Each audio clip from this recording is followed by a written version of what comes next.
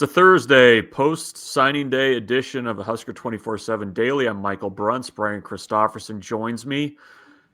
Lots to unpack from yesterday, Brian. We didn't really get into it yesterday, but Emmett Johnson, um, a decision to make for him about what his future looks like. Certainly in the near term, the bowl conversation is part of that. But what did you make of Matt Rhule's comments yesterday when he was talking about Emmett specifically, and then Mhm. also guys with NFL decisions, potential NFL decisions? It felt like he was kind of laying out a little bit of a case almost for maybe why this decision is tougher than maybe what it appears on the surface. Yeah, I thought so a little bit. I mean, I think he'd be the first to say if Emmett gets the type of feedback that says like, "Hey, you're a top 2-round draft pick," go for it. Go to the NFL. Like as he said, he told Deshaun Singleton a year ago actually to do that. He told Ty Robinson to do that. They actually came back. So he's definitely, I think, a coach who wants a player's best interest in that way. But his point was well understood in that if you're not in the first couple of rounds of the NFL draft, nowadays you can almost make as much bank in the college game, at your program. And obviously, he said it right after the Iowa game. Emmett could come back, and he's already thought of very highly here in his place as a Husker. But you could be a legend, if you ran it back and sort of did what you accomplished your junior season and maybe got even more awards. So it is an interesting time where I think you have to throw away some of the thoughts we had even 5 years ago, or definitely through the decades, about like a guy is definitely going to the NFL because he's going to get picked, like even in the first 4 rounds. I think he's almost got to be, like Rhule says, like a top 2-round guy. Maybe this first 2 days, like through round 3. But if it's not that, and you don't know for sure you're that, you would have to think long and hard because it is a short shelf life in that league once you get there, on average, at least for guys. Yeah, about four to 5 million, I think, is what the rookie contract over 4 years is for a back picked in like the 5th round, just based on some really quick looking here. Um, what does Nebraska look like though next year? I mean, that if let's just say he decides to come back, like Mm-hmm. what does Nebraska look like next year? Because that has to drastically change the outlook for next year. Yeah, I mean, I think it brings a lot of juice, toward the roster when you have a guy that I think was making 7-8 yard plays out of nothing. It certainly, I think, would make guys in the portal look at the program and see some momentum when you're returning a guy like him. Obviously, it'd be great for Dana Holgorsen in that offense when you just have such a staple that you can rely on that's proven like that. And I think the thing that stood out the most about Emmett this year, which you can't take for granted and you'd love, going forward if that were a possibility, was just how durable he is. Like, I mean, to have that workload where you're getting 25, 30 touches a game, and it didn't seem like he got tired as the year went on. Now, they only have one bye week next year and all that, but I don't even think that would matter. He has a way about the way he runs and the way he fits himself in holes that he just doesn't take all the biggest blows sometimes. And he has shown that he can condition himself very well to go through the grind of a Big Ten season.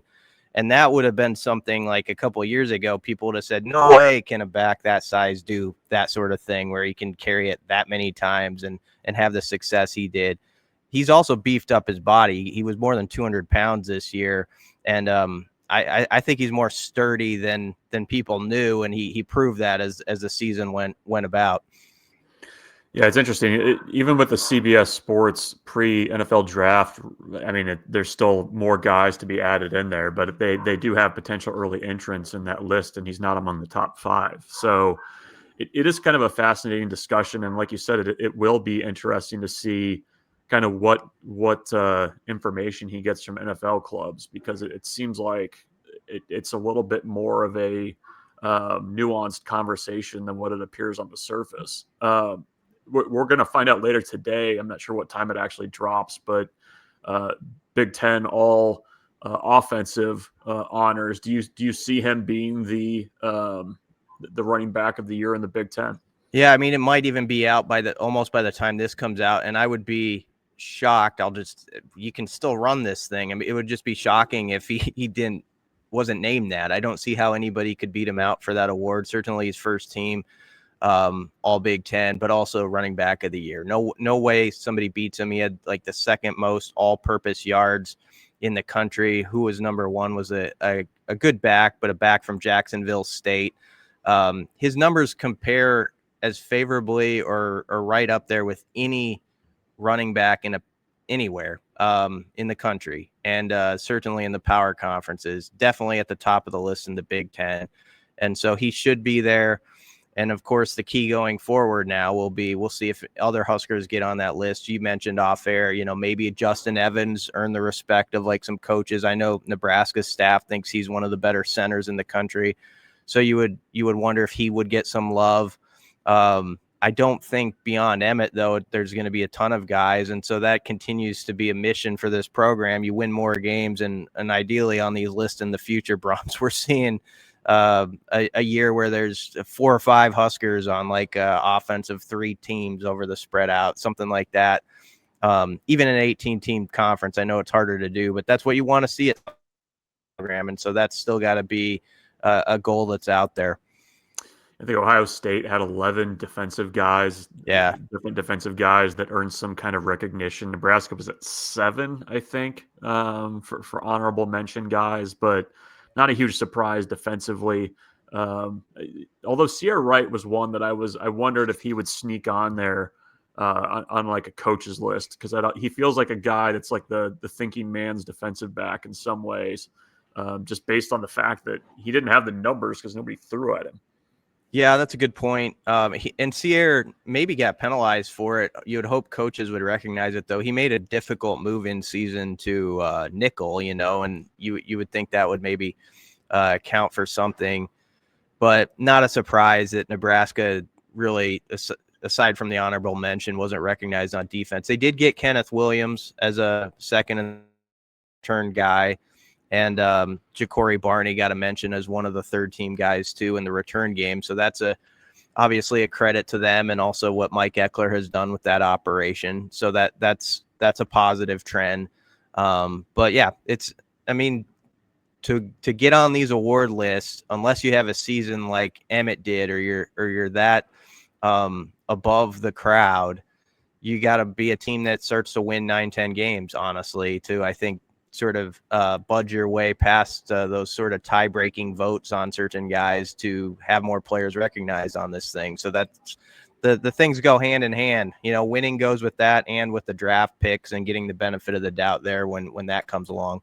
It also kind of feels a little bit, not to the degree I think that preseason polls kind of, generate on themselves in some ways, but it does feel like a little bit like a confirmation bias almost with some of these. And I think your point's right. Like with Emmett, like you almost do have to have just like an exceptional season to kind of be able to shake off the, a 7-5 record. Like that's just something that's a little bit challenging to overcome when it comes to the postseason awards. Yeah, and that's why I think when Nebraska kind of made that push and they said the Emmett for Heisman stuff and, Doak Walker, I think a lot of us recognized that was sort of going to be kind of a long shot. But maybe it's a deal where, in a way, you're almost negotiating a little bit. Like we'll put this out there, and we know that probably isn't going to happen. But at least let's recognize this guy's first team All Big Ten and the best running back in the league. At least give that. And so, back to the starting topic. It's I would guess, if you said, what do you think is going to happen, that he would go to the pros. That's what I've said. But what Rhule said the other day, it is interesting to think about this dynamic and how it's shifted the way guys can make money in the college game now. And you don't get guaranteed years at that next level. You might get a couple years where you get a shot at it in the NFL, but it can go very fast and be done very quickly. Not saying that's what's going to happen with Emmett, but with any player. And so I do think guys probably have to think long and hard about that. Like, if I can make this much money guaranteed to play one more year at a place where I'm thriving, that's not a bad idea, you know, like, and I still have the possibility to do the next thing later on. So we'll see what happens. But that I do think I'm at least monitoring it with like that sort of interest, like what's going to happen. I don't think this is like a slam dunk either way. So it's something to just to keep track of. And obviously Husker fans will support it either way, but man, they'd be fired up if that turned Nebraska's way. I know he talks to him. I know Emmett Johnson talks to Amir Abdullah, but I think you kind of have to appreciate, or it maybe gets lost a little bit, the career that Amir Abdullah has had to still be in the NFL at this point. Yes. Still, on a 53-man roster, playing a somewhat sizable role for the Colts in various roles. He's definitely the outlier at a position where, it's really not a premium position aside from 5-6 running backs right now in the league. I almost don't know what's more impressive when you bring that up. Like there's certain guys who are a shooting star, like in the NFL at running back, like they'll have that year where they're on everybody's fantasy list or whatever. And it's like 3 or 4 years though, they're done, that's it. It's a hard cap there. And Amir never had that year where he was like that guy, but as you say, to still do it and do it for like a decade. That's all about as impressive as the other thing, honestly, to get that done and shows incredible durability. So I'm sure there's good feedback that Emmett can get from Amir too on that. And obviously, Amir was a guy who decided to run it back and had a great success story with his senior year in college. And that was a different time in college football too. So the stuff that's in front of guys now wasn't necessarily in front of Amir then. So yeah, it's going to be something that I'm going to just keep a close eye on. And I thought Rhule's comments yesterday were interesting in that way. Like I don't think we should just assume it's going to go one way or the other.